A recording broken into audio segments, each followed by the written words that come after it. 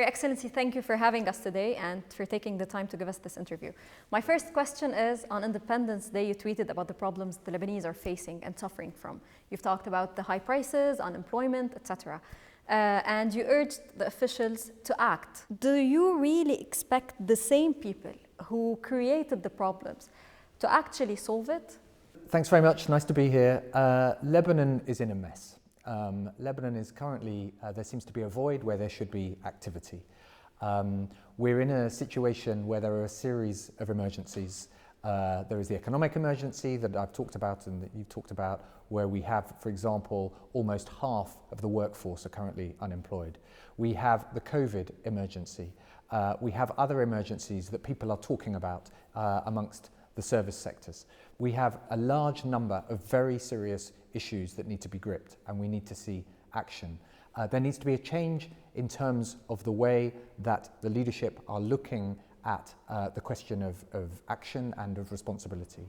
And what I would say is that, of course, I call upon there to be a government as soon as possible, a capable government that can do the job, that can do the kind of reforms that everyone knows are needed, and also on the caretaker government in the meantime to be doing what it can on the key issues. But might I just add as well, we talk a lot with our closest allies, including the French and the Americans and others, and we all see this in the same way. Of course, we need a government and we need that to enact reform.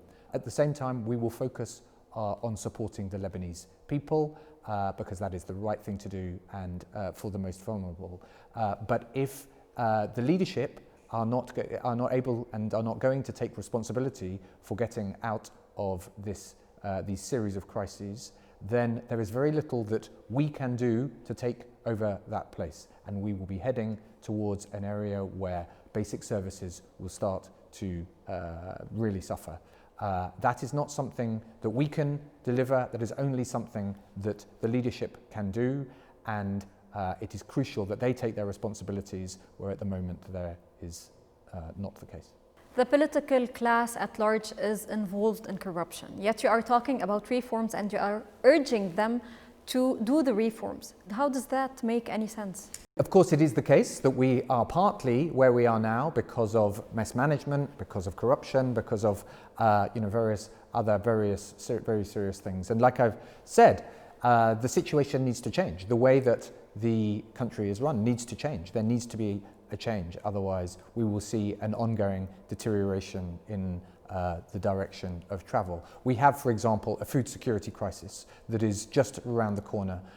We have various other crises that could hit. So that has to be gripped, and there needs to be responsibility.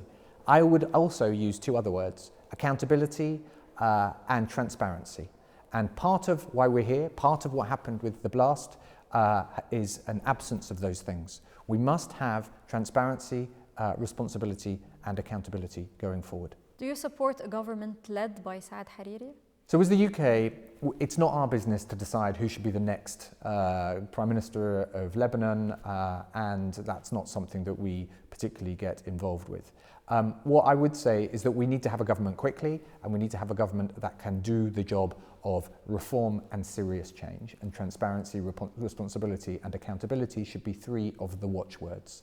We need to see that government, we need to see it as quickly as possible. And in the meantime, the caretaker government itself should be taking on the responsibilities that it can take on to tackle these enormous challenges and crises that we currently see. Ultimately, who is in that government is a question for Lebanon and for the Lebanese people, but it is important and critical that that government takes responsibility and can do that job. Allow me to ask the question in a different way. Would the UK cooperate with a government led by Saad Hariri? First of all, and most importantly, we support the Lebanese people. And we spend $150 million here every year in a range of different areas: education, humanitarian, some support for some businesses, and also, as everyone knows, also in the security sector. We're going to continue doing those things. So we're going to continue supporting the education sector, we're going to continue supporting the security sector. Those things are critical, particularly, I think, during these crises. You know, we deal with governments Of course we deal with governments, and if that government is demonstrating the right path forward, as the international community has been making so clear, if it makes the judgments that are necessary, if it takes the reforms that need to be taken forward, of course the cooperation can move forward in the same way that we've been talking about for some time. But it is absolutely critical that the new government is serious about the work that needs to be done and not just filling seats. Do you oppose a government in which Hezbollah participates? So it's not for us as the UK to decide who should be in the Lebanese government. Our position on Hezbollah is clear. And our position on Hezbollah is that it is a terrorist organisation, and the listing was updated to reflect that last year, and also that we do not have contact with Hezbollah. Now, that has in the past meant, and it has influenced some of our decisions about what we can do with some ministries. So it is relevant to the United Kingdom and our assistance if Hezbollah is in a government and what they are responsible for. But it is not my decision and it's not our position to take a position on how that government is formulated. Will the UK participate in the international aid conference that is going to be organized by France on the 2nd of December? Yes, we will, and we will do that at senior level.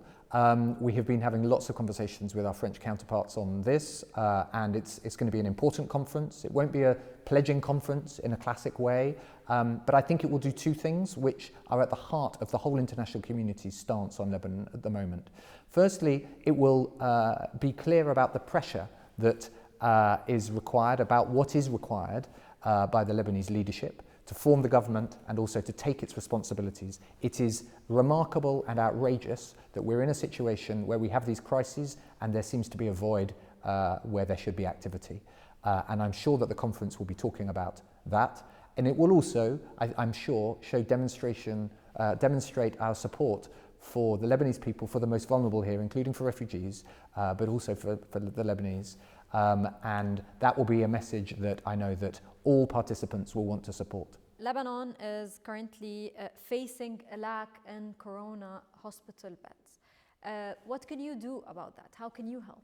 Clearly, the COVID crisis is one of the many crises that are currently affecting Lebanon, and all of these crises, action on all of them needs to be gripped and needs to be gripped fast.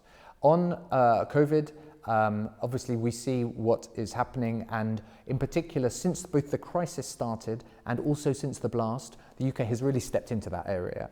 So we have provided 250,000 pieces of personal protective equipment. We have had emergency medical teams here providing support and advice to hospitals, including, for example, in Saida. We've also stepped in lots of other areas and provided support to small isolation units and in other areas. So there's a lot that we're doing to support, including through the WHO, to support the Lebanese health system here. But I think the other thing that is, and it's particularly timely at the moment to talk about that, and is the question of vaccines.